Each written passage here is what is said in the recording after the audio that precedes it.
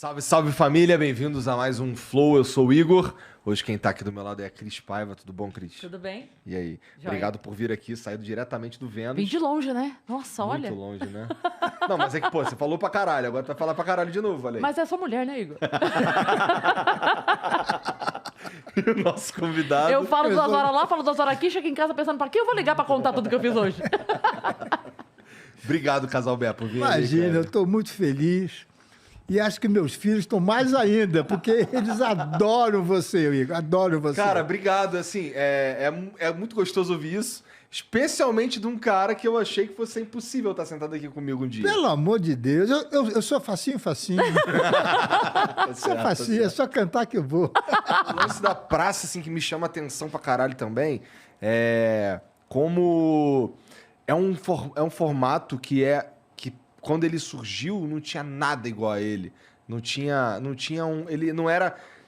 Porque, assim, o cara senta num banco, vai chegando uma galera diferente ali, ele é... Entra pela esquerda, sai pela direita, entra pelo meio, sai pelo lado e assim, acabou. Não é como, assim, não bebeu de lugar nenhum, bebeu só da criatividade do cara. Eu acho isso maluco. Acho isso muito foda. E o importante também, que eu procuro explicar para o Marcelo, que o Marcelo me dirige há 20 anos. Né? Quando você foi, ele era diretor. Sim. É fazer o simples. Os personagens têm que existir. Que eram os tipos que meu pai... Os tipos que ele criou existiam. Homem! Né? Esse garoto era do meu filho Marcelo, que fazia pergunta toda hora. A velha surda. O homem do livro, do Walter W. Você se lembra disso, não, né? Eu lembro muito da Velha Surda, lembro muito da Vera Verão. Não, mas isso já é minha parte. Meu pai já não era mais... É porque assim, ó, eu só vi a tua parte. Claro, as outras você é coisas jovem, eu sei, não. porque, sei lá, eu fui História da TV, saber, mas Mas assim, eu só vi a tua parte mesmo. Então assim, eu lembro de um molecote lá e a Praça... É engraçado isso, né? A Praça é Nossa era o programa que eu mais curtia, assim, na semana inteira. Era o programa que eu gostava de assistir. Obrigado. Mas assim, eu não tô nem falando isso pra puxar teu saco. Assim, que é muito maluco. Hoje em dia não se faz mais... Aquele meu humor está acabando. O humor da praça está nos últimos suspiros. Será, de cara? Contar, Igor. Eu acho que, assim, existe um público da praça que ele é o público da praça. Por exemplo, minha mãe, meu pai e tudo mais, esses caras aí, eles assistem TV pra caralho. E o que tem de humor na TV, assim? Que tá aí há tanto tempo. Não, desde, sei lá, 87, não é? Comigo? Não, a praça é nossa. A praça tem 35 comigo e 14 com meu pai. Sim, então, é um bagulho Por causa de coisa, é uma vida, né? Teve o Miele no meio, não teve? Teve no Rio de Janeiro. É. Foi uma fase muito triste aquela. Por quê? Pelo seguinte, quando fez um ano da morte do meu pai, eu estava na Globo, fazia os Trapalhões. Eu escrevia pro Essa Renato. fase no Rio que você estava falando? Qual fase? Que eu falei do Miele, tu falou que Do Miele.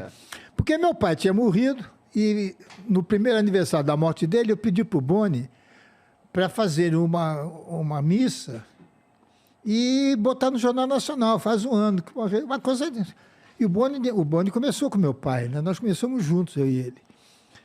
E o Boni disse, não, o Nóbrega é uma pessoa muito alegre. E você é muito amigo do Chico Anísio. E o Chico fazia o Chico City naquela época. Fala com ele, vê se ele dá um bloco do Chico City para você bota o Banco da Praça. E era uma quarta-feira, dia de reunião deles. E o diretor do Chico era meu irmão mais velho, que é o Carlos Manga.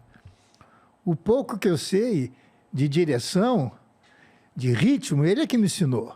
Ele foi meu mestre. Ele e Chico Anísio foram 2 pessoas que eu via muito. Aí eu cheguei lá na reunião e disse, olha, isso assim, assim, assim. O Chico, não, vamos fazer o programa inteiro. Caralho, tu foi com uma ideiazinha pequenininha que Eu ia virou... fazer um bloquinho, 15 minutos, 12 minutos. Vamos fazer o programa inteiro. Era a semana do Carnaval. Ele falou, vá para São Paulo, porque eu estava morando em São Paulo ainda, e me traga na quarta-feira um programa pronto. Cara, eu voltei para São Paulo numa velocidade. E eu tinha os baús, eu tinha os textos do meu pai, que meu pai nunca deixou a gente escrever. Ninguém escrevia, só ele, a praça dele. Entendi. Ele tinha muito ciúme. E naquela época era assim. O meu pai tinha a Praça da Alegria. Eu e o Jô tínhamos a Família Trapo. Cada redator tinha o programa. Não era como hoje é, há muito tempo. É uma Na Família Trapo, tu ainda não aparecia, né? Não, eu só escrevia. Só escrevia. Mas é que o Jô aparecia. O Jô ficou 2 anos. É. Eu fiquei 4 anos e meio escrevendo. Bom, aí eu cheguei na quarta-feira de cinza, já levei o programa pronto. E nós fomos fazer o programa. O Manga dirigiu e o Chico Anísio ficou sentado no banco, que o programa era dele, o Chico City. E o meu pai sempre gostaria de ter um neto trabalhando com ele. Aí eu falei, ô Chico, vamos fazer um negócio. A minha conversa que eu fazia com meu pai uma conversa de pai e filho. Vocês não eram nem nascidos. A graça era que eu falava mal do meu pai e ele falava mal do filho dele. A graça é que eles sabiam que era pai e filho. Maravilhoso. E o Chico queria fazer isso. Ó, você entra, fala mal do Chico Anísio, eu falo mal do Carlos Roberto. Era essa a ideia. Quando eu vim para São Paulo, para escolher os textos, mexer nos textos, falei, peraí, e se o público não entender a brincadeira? E achar que é sério. Vai ficar antipático. Porque a gente competia, ele tinha o programa dele, eu tinha os Trapalhões. Era meio complicado, né? Aí não havia celular naquela época, Igor. Aí eu liguei do aeroporto e liguei para o Chico. Falei, Chico, tem assim. Ele disse, o que você acha que deve fazer? Quando acabar o Golias, que o Golias sempre encerrava a praça, eu entro e digo, eu sou, dá licença, me dá esse jornal que esse banco é meu. E você sai.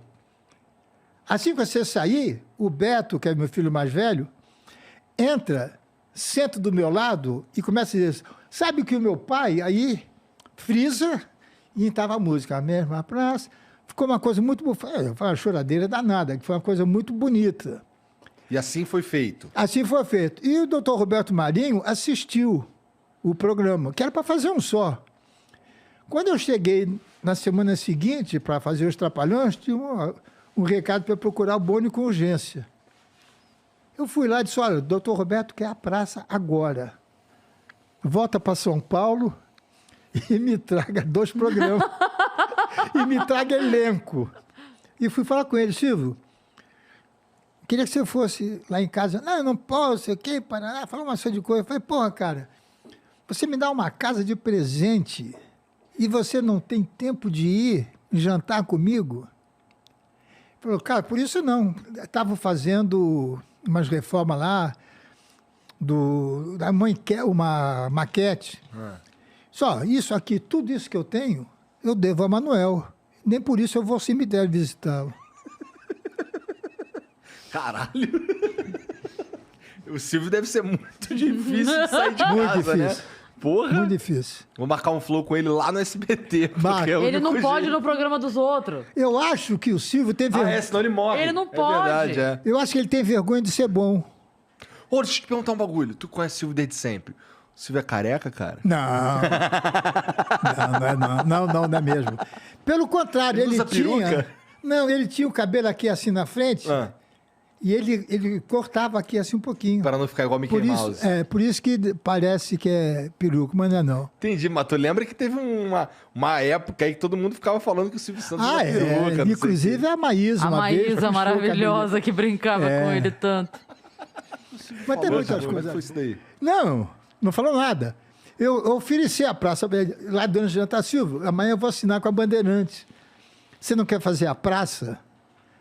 Ele disse, não, Carlos, eu já tentei fazer humor, não deu certo, papapá, tá. Assinei com a Bandeirantes no dia seguinte. Em fevereiro, nós começamos a gravar. E o Vanucci queria o seguinte, era Praça Brasil, não tinha nada a ver com a Praça da Alegria. Era uma praça toda suja, com metrô, abrindo buraco, entendeu? Aquilo me fez um mal danado. Mas ele queria voltar. Meu pai queria que eu fizesse a praça, eu vou ser papai e o meu amiguinho, né? Ele disse, olha, você vai encerrar o programa sempre trazendo um convidado, dedicando o programa a esse candidato, a esse convidado. Só podia ser o Silvio. Fui na casa dele, Silvio, assim, não, eu não vou, porque uma cigana falou que quando eu fosse num programa de alguém eu ia morrer. Tudo. Caralho, entendi. Tá bom. Gravei 3 programas, Igor. No dia, eu não me lembro, começo de março, finalzinho de março, foi pro ar o primeiro programa. Eu morava no Rio e estava no hotel, eu, a Vancini e o Vanucci no mesmo hotel. Quando eu cheguei no hotel para dormir, tinha um recado da minha mulher para eu não ir para o Rio sem falar com o Silvio. Mas era 1h da manhã, 1h30, eu falei, não vou ligar essa hora. No dia seguinte, eu liguei. Ele disse, cara, por que você não me falou que ia fazer a praça? Porque eu vi teu pai, vi Manuel sentado ali. Eu falei, pô, eu te ofereci. Falou pra ele, Eu né? falei, você não quis. Não, você não pode ir para o Rio sem assinar. Eu falei, você está louco. Não posso fazer isso. Eu assinei o contrato há 2 meses atrás, já gravei 3 programas. Não. Vem aqui falar comigo. Tá bom. Ele fez uma proposta. Aí eu estava no hotel, fui para Vila Guilherme, para me encontrar com o Silvio. Quando eu chego na Vila Guilherme, sem querer desmerecer nenhum, eu trabalhava na Globo. Quando eu fui para Bandeirantes, estava ruim. É você ter, com todo o respeito, você ter um Rolls Royce e pegar um Opala. Quando eu vi o teatro, falei, não, eu não venho para cá. Falei para o Marcelo, filho, eu não venho. Pô, rapaz, muito dinheiro. Não, filho, não venho. Vou dar uma desculpa para o Silvio não concordar, porque a gente estava com medo que, como eu achava que ia acabar a minha carreira, a televisão do Rio, do Silvio, era uma reprodutora. Mas ele tinha câmera, tinha tudo. E eu propus a ele fazer uma sociedade de eu gravar os comerciais, eu mesmo escrevia e o Beto dirigia, meu filho mais velho, e a gente rachava meio a meio. E eu não queria brigar, não queria dizer não para o Silvio, que ele podia me tirar A outra parte. Um que eu achava que era o meu futuro, voltar para a publicidade. Aí eu cheguei lá na televisão. Tu foi com essa proposta achando que ele não ia aceitar. Não, ele fez a proposta para mim. Ele que fez essa proposta. Quando eu cheguei lá, eu vi, eu não queria aceitar. Entendi. Eu não queria aceitar. Por que eu não queria aceitar? Porque o Boni, quando eu saí, ele falou, você vai para Bandeirantes, vai ficar 3 meses, eles não vão te pagar, você volta para cá. O teu lugar está guardado. Eu tinha essa cobertura do Boni. Bom, quando eu chego vi aquilo, o Silvio estava gravando, eu fui para o camarim dele, eu disse, Marcelo, eu acho que eu vou pedir mais dinheiro para ele dizer não. É a maneira que eu tenho. Não, isso eu não posso. Ah, rapaz. Quando eu disse, olha, se você me desculpa, mas eu não vou ficar, ele nem me deixou falar. Ele começou a me dar uma dura, o chamado esporro. Oh, você é burro igual teu pai. Teu pai morreu sem dinheiro porque ele só pensava nisso, só pensava no coração. Você é ingrato, você é babá. Aí ele fez uma proposta. O Marcelo, quando ele fica nervoso, parece que a boca dele fica mais curtinha. Eu olhei para ele estava sem boca. Sem boca. Era Hello Kitty, o Marcelo. Eu digo, bom, vamos então eu vou. Só que tem uma coisa, eu vou falar com o Vanucci. Eu não vou assinar sem o Vanucci autorizar, que eu sou muito amigo dele. Aí liguei para o Vanucci, lá da Vila Guilherme. Eu disse, assim. O que eu faço? Ele falou, Carlos, teu bonde está passando. Pega esse bonde, eu vou te esculhambar pela imprensa e assim que você puder, você me leva. E tinha um redator chamado Mário Santos, que ele fazia novela e escrevia humor também. E ele era um boêmio, ele era desquitado, morava numa pensão na Avenida Rio Branco. E ele me levava para a zona.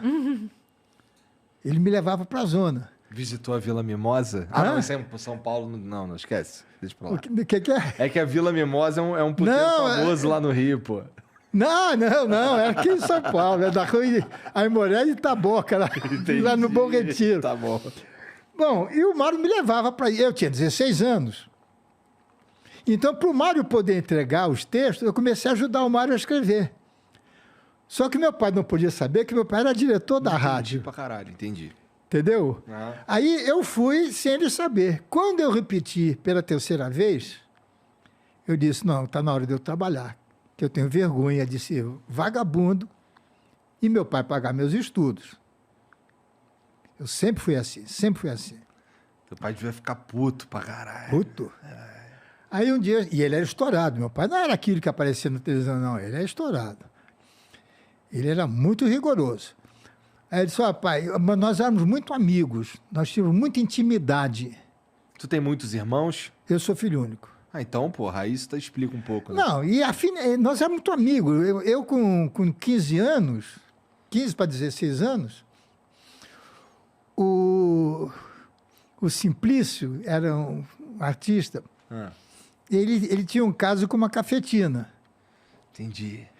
Então, não sei se pode falar isso essa hora. Você pode falar o que você quiser, Se cara. quiser. Não, eu tô rindo porque foi muito engraçada a reação dele. Entendi.